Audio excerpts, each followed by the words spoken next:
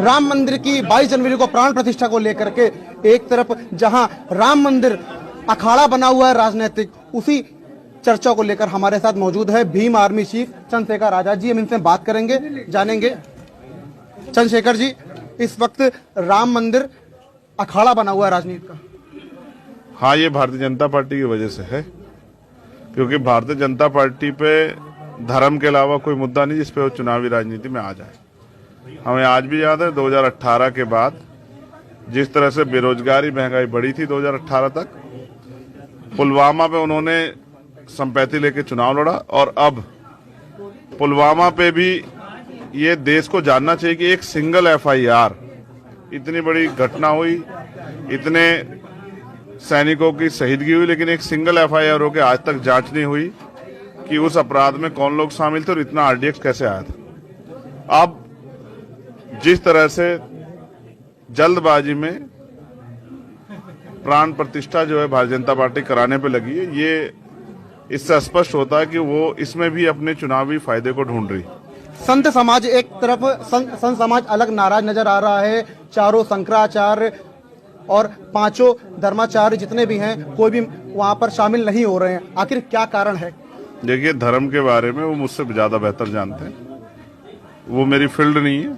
तो अगर वो किसी बात से नाराज हैं या अगर वो किसी बात का विरोध कर रहे हैं, तो भारतीय जनता पार्टी को ये समझना चाहिए कि अपने निजी स्वार्थों में वो कोई ऐसा अपराध, पाप ना करे जिसका हर्जाना, जिसका खामियाजा देश को भुगतना पड़े।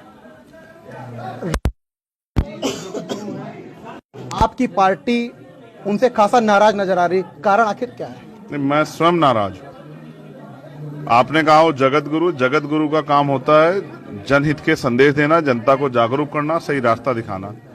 लेकिन अगर राम भद्राचार्य जी किसी जाति पे, हमारे महापुरुषों पे, नाम के सामने उनके भद्राचार्य, लेकिन अभद्र टिप्पणी करेंगे तो फिर उनको हमारे गुस्से का शिकार, और कानूनी भी बहुत जल्द हम उनके खिलाफ मुकदमा दर्ज करा के उनको बताएंगे कि किस तरह से, जिस तरह से उन्होंने नारा लगवाया कि मरे मुलायम काशी राम प्रेम से बोलो, तो माननीय मुलायम सिंह जी और रहबरे आजम मान्यवर काशी राम साहब हमारे लिए महापुरुष हैं। अगर उनके ऊपर कोई अभद्र टिप्पणी करेगा या फिर जो मेहनत कश जाती है उन पे कोई टिप्पणी करेगा या हमारे एक अधिकार पर टिप्पणी करेगा, अपमानित करने का प्रयास करेगा, तो अगर वो अपराध करेगा तो अपराधी को सजा दिलाने का काम हम अच्छी तरह से करना जानते हैं।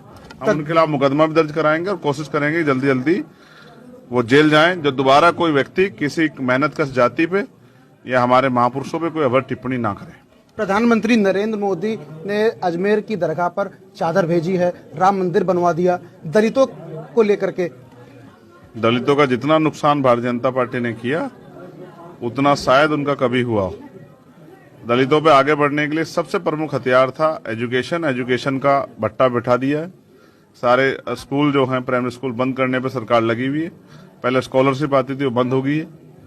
तमाम तरह से जो बजट आता था शेड्यूल कास्ट के लिए वो बंद हो गया है। एससीपी का पैसा था वो बंद हो गया है, और कोई योजना ऐसी उनकी नहीं है जिससे दलित अपने पैरों पे खड़ा हो जाए। आज भी हमें सीवर में काम करना पड़ता है, सीवर में उतरना पड़ता है, हमारी जान जाती है। आज भी 7,000, 8,000, 10,000 रुपए मजबूरी में हमें काम करना पड़ता है।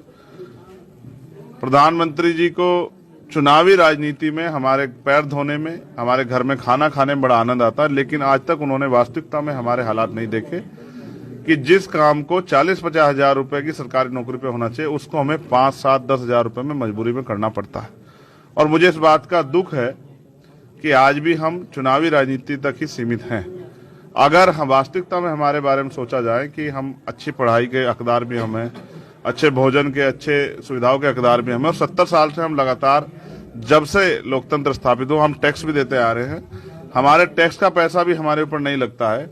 हाथरस वाली इतनी बड़ी घटना पे प्राइम मिनिस्टर एक शब्द नहीं कह पाए। मुख्यमंत्री ने वादे किए थे कि एक सरकारी नौकरी और मकान देंगे, आज तक नहीं दे पाए। और तमाम तरह से मेरठ में भी दलितों पे 2 पार्षदों का अपमान हुआ, पीटा गया भाजपा नेता द्वारा। एक मजदूर जो वो थे राजमिस्त्री, उनकी हत्या कर दी गई। अभी तक उसमें न्याय के बहुत सारे काम नहीं हुए।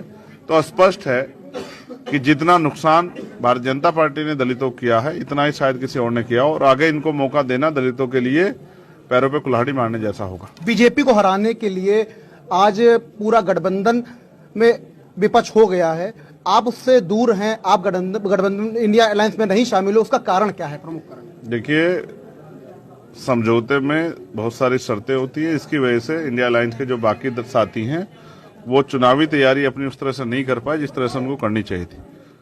समय निकलता जा रहा है, भारतीय जनता पार्टी अपनी तैयारी कर रही है और जिस तरह धर्म का यूज कर रही है वो सब पूरा देश देख रहा है, इसलिए हम अपनी तैयारी कर रहे हैं। जो भविष्य में होगा वो भविष्य गर्भ में है, हम उसको भी नजरअंदाज नहीं करेंगे। लेकिन मैं स्पष्ट कर दूं कि देश बचाने की इस लड़ाई में हम हर कीमत चुकाने के लिए तैयार हैं। आपकी पार्टी कितनी सीटों पर चुनाव लड़ेगी लोकसभा में? ये पार्टी का फैसला है।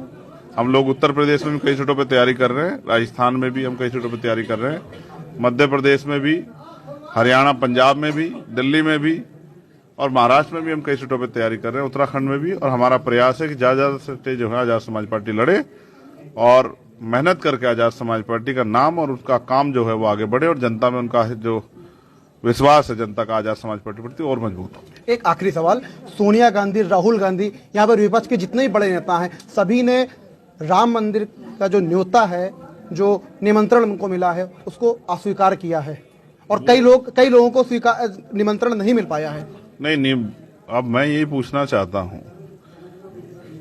अब मंदिर जाने के निमंत्रण कब से मिलने लगे? और कहते हैं कि ईश्वर, मैं तो उसको कुदरत के रूप में देखा, कुदरत कण कण में है और कुदरत को, जिस कुदरत ने हमें बनाया उसको कहीं बैठ के याद कर लो। लेकिन ये न्योता देने का ठेका जो भारतीय जनता पार्टी ने लिया है और सर्टिफिकेट जो हिंदुत्व का भारतीय जनता पार्टी लेकर घूम रही है, जब कमजोर वर्गों के साथ अन्याय होता है इस सर्टिफिकेट पे भी तब भाजपा को बात करनी चाहिए। जब आरक्षण और तमाम तरह की चीजों के साथ घोटाले होते हैं तब भी ये बात उनको करनी चाहिए और जब दलितों की खाल खींची जाती है तब भी ये बात जो है भारतीय जनता पार्टी करनी चाहिए। मैं फिर आपसे कहता हूं, धर्म व्यक्ति के लिए है, जोड़ने के लिए है, तोड़ने के लिए नहीं। और धर्म एक आस्था का मामला है, ये आप सबका व्यक्तिगत, आप किसी भी धर्म को मान सकते हैं, लेकिन किसी भी धर्म का अपमान करना किसी को इसकी आजादी संविधान नहीं देता। इसलिए हम संविधान को मानने वाले लोग सभी धर्मों का सम्मान करते हैं और मेरा ये आग्रह है सभी लोगों से, जागरूक लोगों से, कि वो सोचे भारतीय जनता पार्टी को सिर्फ एक एंगल से नहीं, भारतीय जनता पार्टी जो पिछले 4 साल 4.5 साल में जनता के लिए किया उसको भी देखें कि किस तरह उन्होंने व्यापारियों को जीएसटी के नाम पे, किसानों को 3 कानून बिल लाके, नौजवानों को रोजगार विहीन करके, पढ़ाई और तमाम तरह की चीजों पे टैक्स बढ़ा के और जिस तरह से महंगाई बढ़ा के उन्होंने घरों में तालाबंदी करवाने का काम किया, नोटबंदी का जो झूठ उन्होंने वो किया, इससे भी जनता को खबरदार होना चाहिए। और भारतीय जनता पार्टी को मौका देने का मतलब, मैं दोबारा कह रहा हूं, कि इस देश में गुलामी को दोबारा से बढ़ावा देना होगा। राम मंदिर निर्माण भी पूरा नहीं हुआ है, ऐसा कुछ लोग बोल रहे हैं, आपको क्या लगता है कि जल्दी इनोग्रेशन हो रहा है? न गया नहीं हुआ, मैं कैसे कह सकता हूं, लेकिन मुझे ये जरूर पता है कि इसमें भारतीय जनता पार्टी का कोई सहयोग नहीं है। ये सब सुप्रीम कोर्ट के आदेश पे हो रहा। क्या तो भारतीय जनता पार्टी ये कह दे कि हमने सुप्रीम कोर्ट के जजों से जबरदस्ती ये कराया है, तो वो इस पे हक अधिकार दिखाए, और अगर ये सुप्रीम कोर्ट के आदेश से हो रहा है तो भारतीय जनता पार्टी इसका श्रेय लेने का काम ना करे। बहुत बहुत धन्यवाद। ये थे हमारे साथ भीम आर्मी चीफ चंद्रशेखर आजाद, जिनका साफ तौर पर कहना है राम मंदिर किसी कोई व्यक्तिगत कोई धर्म की राजनीति है, भारतीय जनता पार्टी धर्म की राजनीति कर रही है। इसको लेकर भारतीय जनता पार्टी के ऊपर भीम आर्मी चीफ तमाम आरोप लगा रहे हैं। कैमरा पर्सन ऋषभ के साथ प्रांजल मिश्रा, न्यूज़ 24।